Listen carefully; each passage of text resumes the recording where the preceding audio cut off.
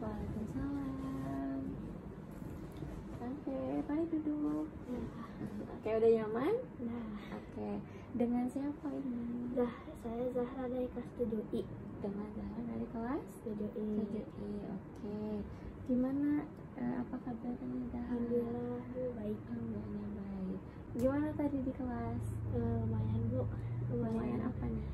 Sedih, Lumayan sedih, seneng ya lika-liku di kelas. Oke, ada apa nih Zahra menemui ibu di sini? Saya mau cerita, Bu, apakah Ibu ada waktu? Oke, tentu aja pasti ibu ada waktu untuk orang-orang yang ingin bercerita. Oke, sebelumnya apakah Zahra pernah melakukan sesi konseling? Belum, Bu. Oh belum ya. Oke, sebelumnya izinkan menjelaskan terlebih dahulu mengenai konseling gitu ya, konseling individu khususnya. Nah, konseling ini adalah pemecahan masalah gitu. Jadi bantuan dari profesional untuk kepada siswa, mungkin khususnya di sini untuk membantu untuk memecahkan masalah siswa, mengambil keputusan ataupun pengembangan diri dari siswa gitu. Nah, di konseling ini ada asas-asas. Yang pertama itu ada asas kerahasiaan. Itu tuh jadi Zahra jangan khawatir kalau misalkan Zahra cerita itu aman gitu. Jadi insya Allah nggak akan bocor ke yang lain, yang tahu hanya kita berdua gitu. Lalu ada asas kesukarelaan. Nah, apakah Zahra dipaksa nggak datang ke ruangan ini? Enggak, Bu. Enggak ya, jadi keinginan sendiri ya. Nah, itu asas kesukarelaan. Lalu ada asas keterbukaan. Nah, Zahra bisa menceritakan apapun itu ke ibu, jadi terbuka aja sama ibu gitu. Jadi jangan sungkan untuk menceritakan hal-hal yang gak enak gitu, seperti itu. Nah, jadi apakah Zahra bersedia nggak untuk melakukan sesi konseling ini? Saya sedia, Bu. Oke, jadi udah paham? Paham. Oke, udah paham ya. Nah, tapi pertemuan kita hari ini dibatasi waktu. Kita gunakan waktu 30 menit atau 40 menit untuk sesi konseling ini gitu. Kita waktunya 30 menit. Jadi kita gunakan waktu sebaik-baiknya di 30 menit ini, dan juga ketika masih ada yang perlu diceritakan lagi bisa Zahra atau jadwal lagi nanti sama ibu. Oke? Oke, siap. Oke, karena kita sudah menyepakati waktunya, boleh sekarang Zahra menceritakan masalah apa yang sedang dialami oleh Zahra. Saya sekarang sedih, Bu, karena akhir-akhir ini Guru sering marahin aku. Oh, sering marahin? Ya, Kenapa? karena saya sekarang nggak pernah ngerjain tugas, ngumpulin gitu. Gak pernah ngerjain tugas atau ngumpulin tugas. Coba ceritain deh hal apa yang ngebuat Zahra nggak ngerjain tugas. Saya bosan, Bu, soalnya dari mulai jam 7 saya belajar di sekolah. Habis pulang sekolah langsung les, ya pulang malam langsung ngerjain PR. Jadi Zahra ngerasa bosen ya, ngerasa jenuh sama kegiatan sehari-harinya gitu. Ya, Bu, kalau saya bosan saya memilih tidur dan tidak ngerjain tugas karena nyaman gitu tidur. Oke, karena nyaman tidur. Saat Zahra tidur lebih awal, apakah menggantikannya dengan bangun tengah malam atau bangun subuh-subuh untuk mengerjakan tugas? Enggak, Bu, kayak seperti biasanya saja. Seperti biasanya. Jadi meskipun kamu tidur lebih awal, kamu tetap bangun seperti biasa dan juga tidak mengerjakan tugas. Iya, Bu, karena itu membuat saya nyaman dan saya juga tahu itu salah. Saya sadar saya harus lebih giat belajar lagi karena bentar lagi ada ini ujian. Karena belajar ujian ada kenaikan kelas ya. Iya. Oke, Zahra mengatakan untuk harus giat belajar, tetapi Zahra lebih nyaman tidur lebih awal untuk dan tidak mengerjakan tugas. Iya, Bu.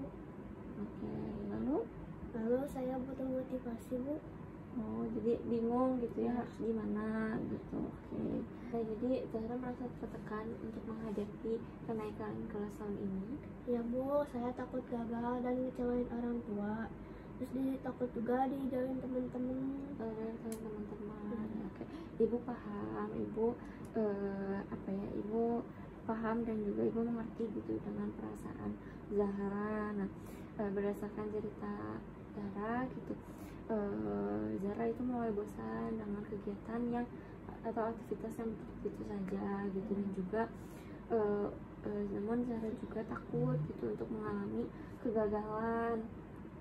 Tapi di sisi lain Zahra bingung gitu harus semangat seperti apa atau harus menumbuhkan semangat seperti apa gitu untuk menghadapi kenaikan kelas ini. Betul. Oke, ibu paham gitu dengan apa yang Zahra rasakan atau yang Zahra alami sekarang. Nah, pada dasarnya kita tuh pasti ngerasain bosen gitu kalau misalkan kegiatannya gitu-gitu aja gitu. Nah, apalagi di umur Zahra yang sekarang ini pasti suka mencoba hal-hal yang baru gitu. Nah, biasanya orang-orang itu ketika bosan menjalankan aktivitas-aktivitas baru, misalkan untuk biar gak jenuh saat belajar itu bisa berlibur sama keluarga, atau misalkan jalan-jalan sama keluarga, ataupun bisa quality time sama diri sendiri, atau misalkan sama teman, sama siapa gitu. Dan juga ketika bosan ngerjain tugas bisa sama ngedengerin musik, bisa baca-baca dan lain-lain gitu. Ya juga sih ya Bu. Iya betul. Nah, sekarang coba deh Zahra pikirin, nah, hal apa yang membuat Zahra itu semangat.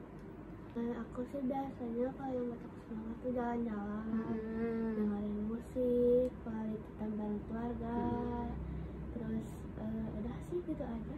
Oke, nah sekarang Zahra udah tahu gitu ya hal apa yang bisa ngebuat Zahra semangat. Nah, buat sekarang jadi apa rencana Zahra untuk mengurangi atau menghilangkan kebosanan belajar dari Zahra itu sendiri?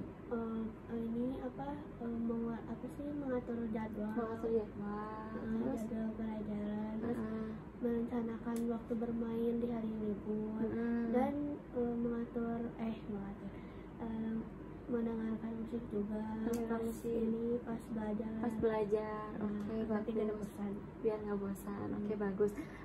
Zahra itu udah nemuin solusi yang menurut ibu itu udah paling tepat gitu ya. Nah, dan apakah Zahra mau melakukan itu dengan sungguh-sungguh? Iya Bu, tentunya.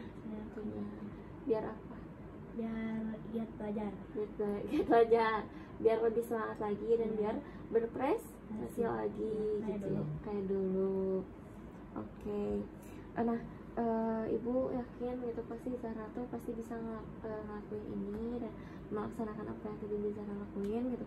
Dan Zahra katain, nah, Zahra juga itu kan merupakan murid yang berprestasi ya dulunya gitu. Nah, jadi Zahra pasti tahu apa yang terbaik buat diri kamu gitu. Baik Bu, saya senang sekali jika hal ini terlaksanakan dengan baik. Saya akan giat belajar lagi dan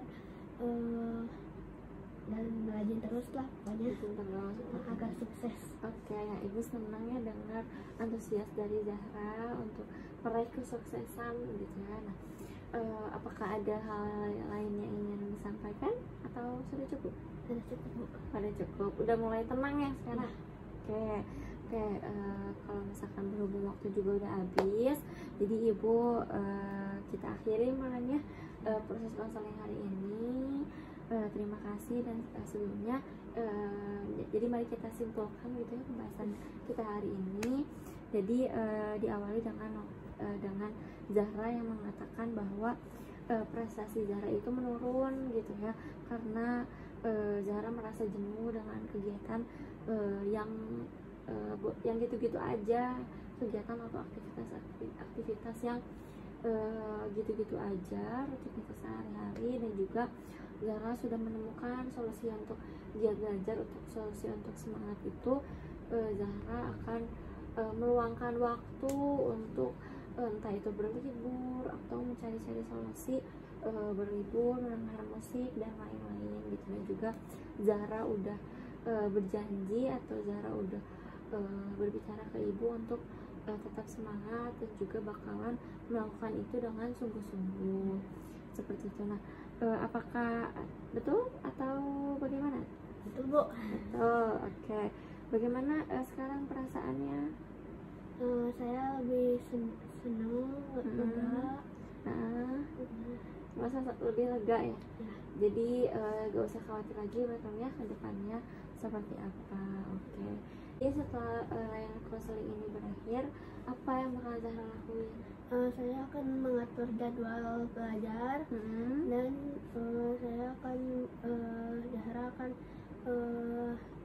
merencanakan waktu libur bersama keluarga, teman, terus dengerin musik juga. Dengerin musik kalau misalkan bosan gitu ya. Kalau misalkan bosan belajar gitu. Oke. Nah, bagus gitu ya solusi dari Zahra sendiri. Nah, semoga Zahra bisa sungguh-sungguh menjalankan rencana ini dan juga jadi udah ya, cukup ya konseling ini bisa kita tutup. Nah, jangan sampai lagi kalau misalkan ada apa-apa langsung ke ruang BK aja, oke? Oke Bu. Oke. Baik Bu, terima kasih. Saya balik ke kelas ya Bu. Oke. Assalamualaikum. Waalaikumsalam.